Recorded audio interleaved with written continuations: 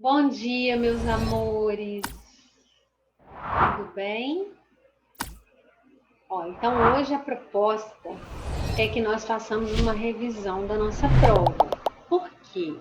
Porque eu sei que entre vocês tem várias pessoas que ficaram com dúvidas, tem gente que ainda não está conseguindo acompanhar a matéria da forma que devia.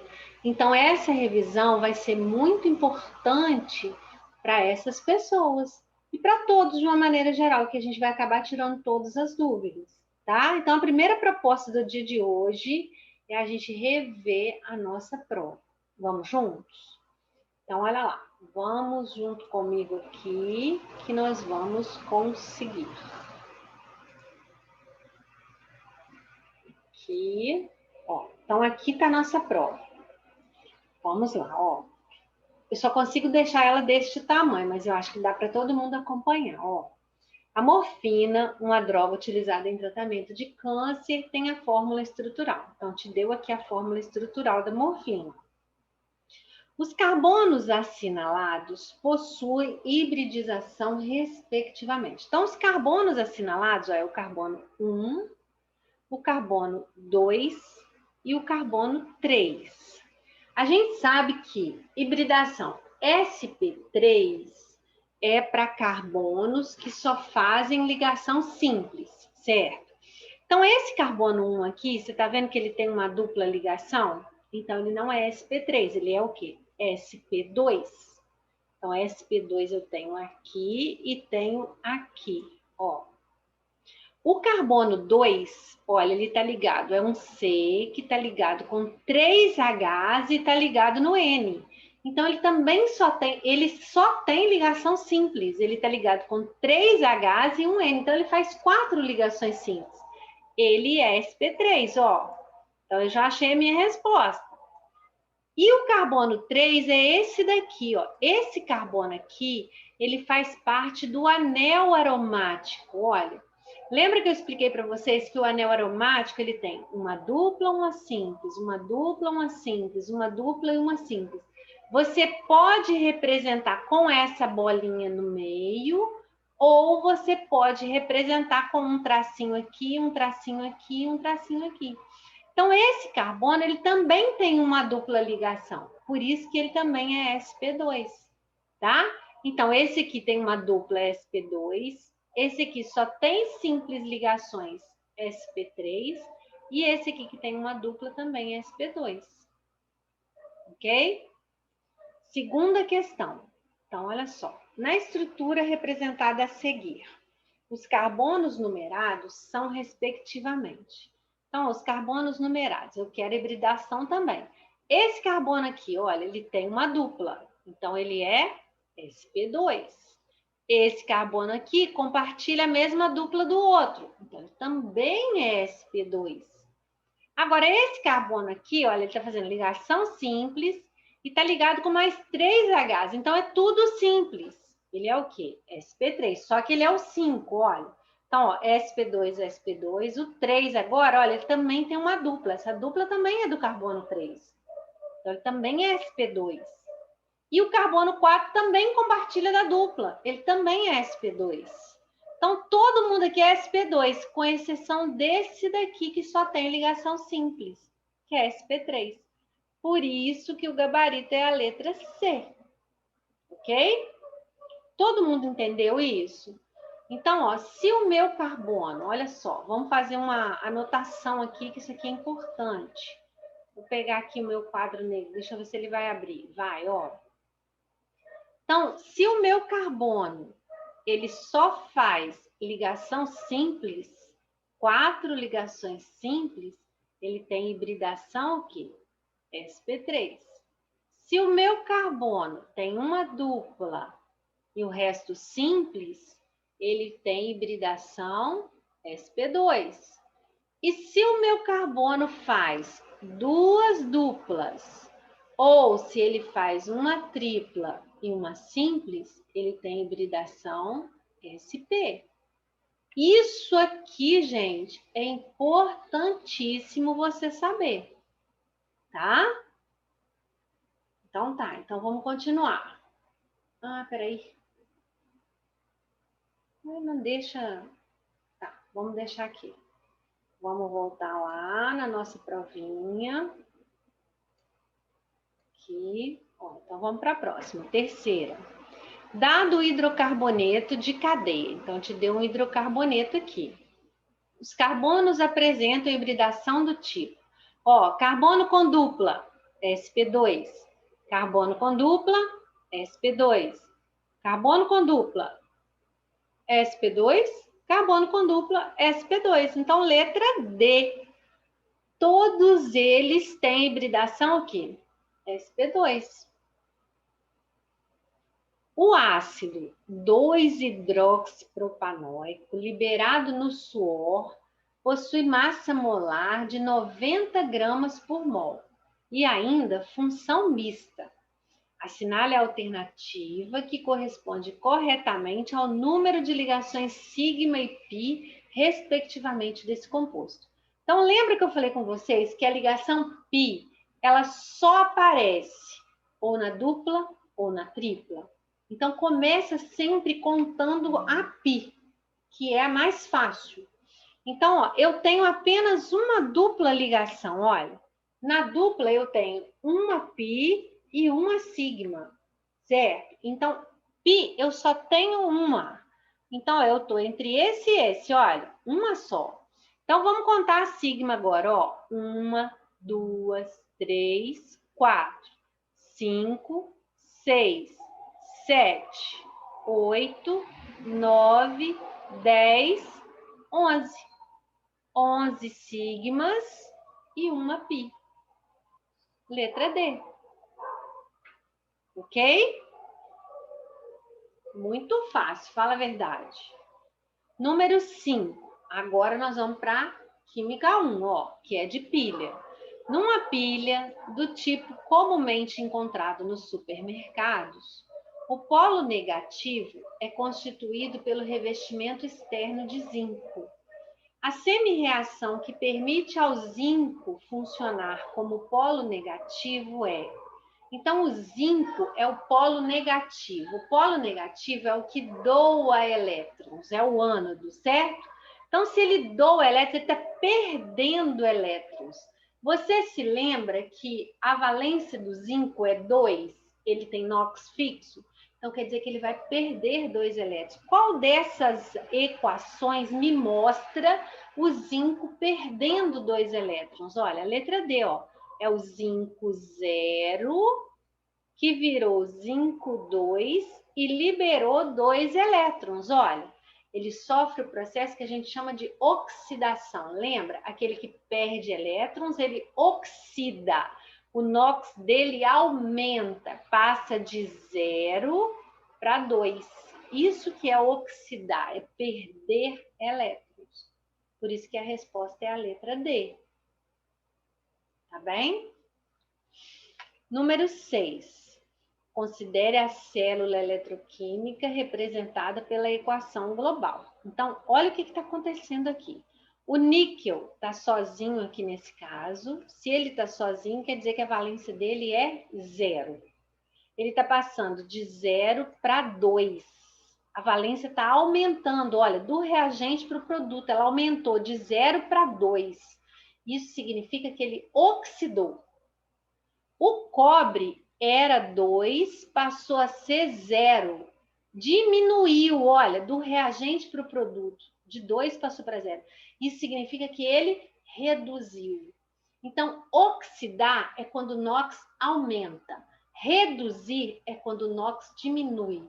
Oxidar é a mesma coisa que perder elétrons. E reduzir é a mesma coisa que ganhar elétrons.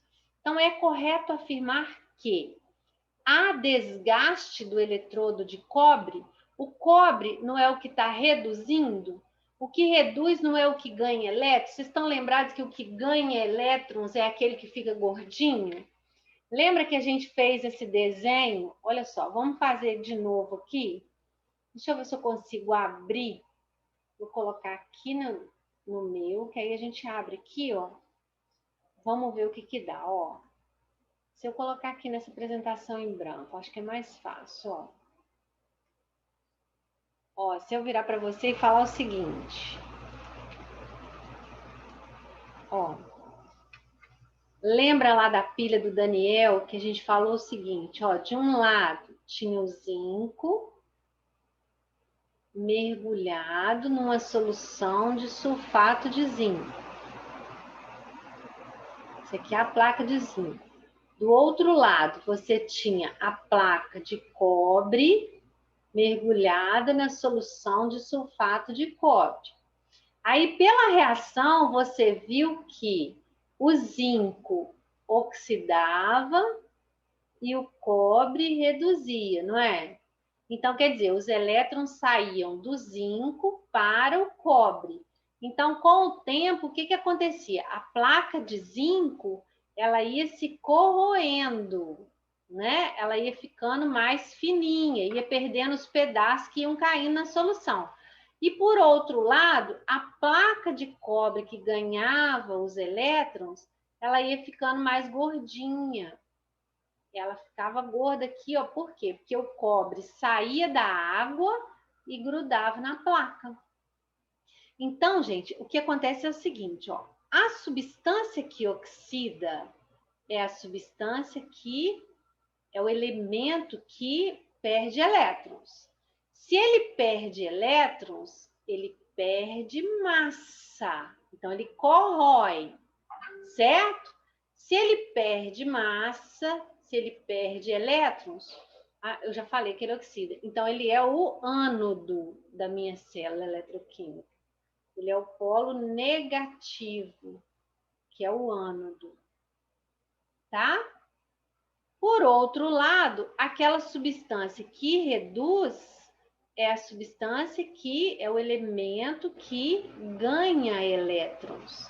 Se ele ganha elétrons, ele tem a sua massa aumentada.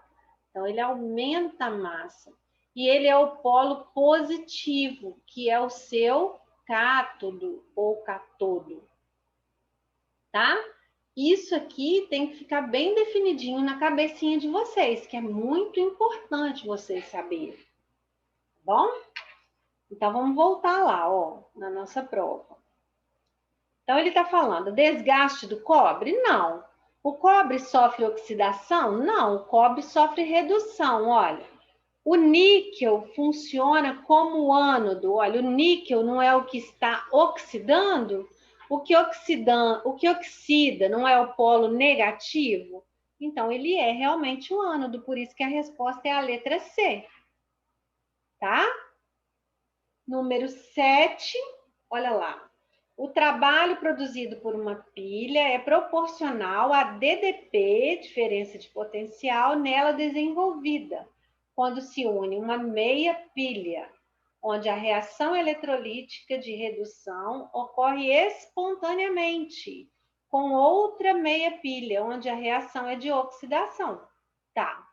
Então, ele te deu aqui vários potenciais e falou o seguinte, com base nas semi-reações acima, colocadas no sentido da oxidação e seus respectivos potenciais, assinale a opção que indica os metais que produzirão maior valor de DDP quando combinados para formar uma pilha.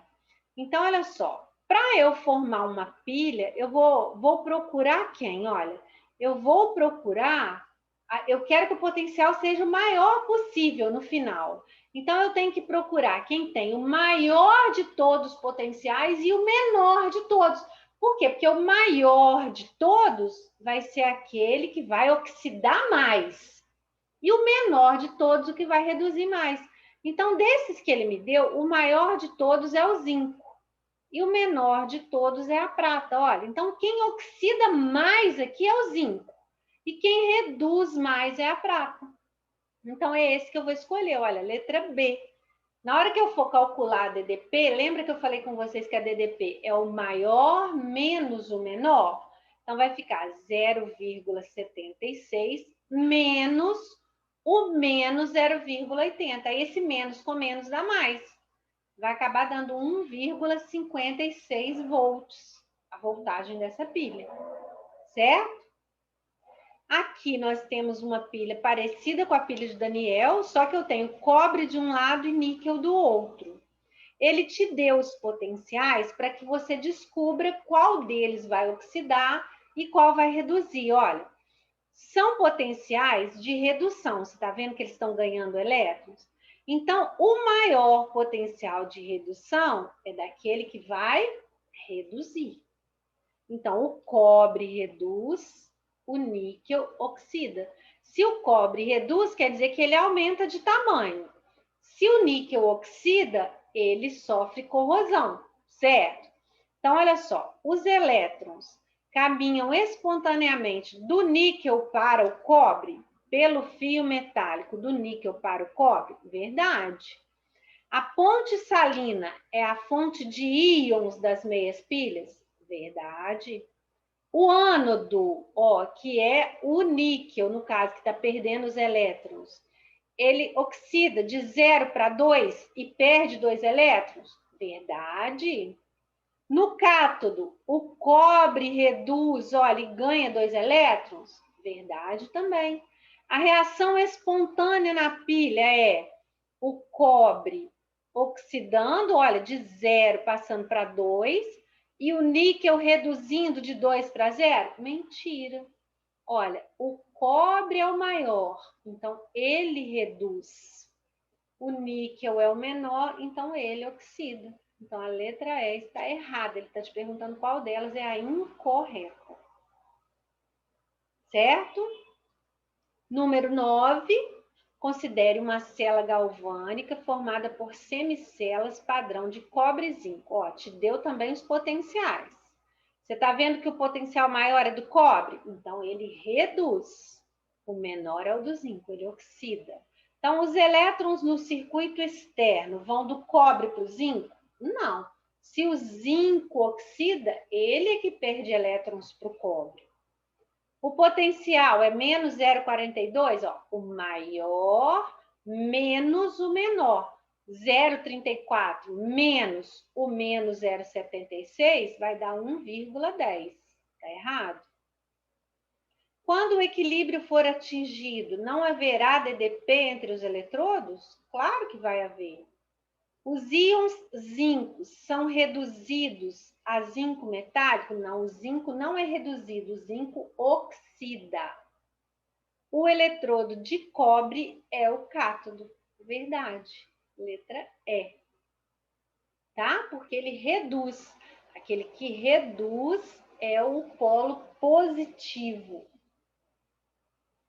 E por último, ó, considere as seguintes afirmações a respeito da pilha de Daniel. No ânodo ocorre redução dos íons? Não. Redução dos íons? Não. Da solução, não. A passagem de elétrons no circuito externo ocorre sempre do cátodo para o ânodo? Não. Quem perde os elétrons é o ânodo. É do ânodo para o cátodo. O cátodo sofre uma redução de massa? Não, o cátodo é o que tem a massa aumentada. Quem sofre redução de massa é o ânodo. Então, a resposta é a letra E. Nenhuma das afirmativas é correta. Ok, meu povo? Eu espero que vocês tenham tirado as dúvidas. É importante que vocês tenham essas primeiras matérias bem afloradas, porque elas são muito importantes como pré-requisitos pelo que a gente tem pela frente. Tá bom? Beijo para vocês. Vamos dar continuidade então, tá? Tchau.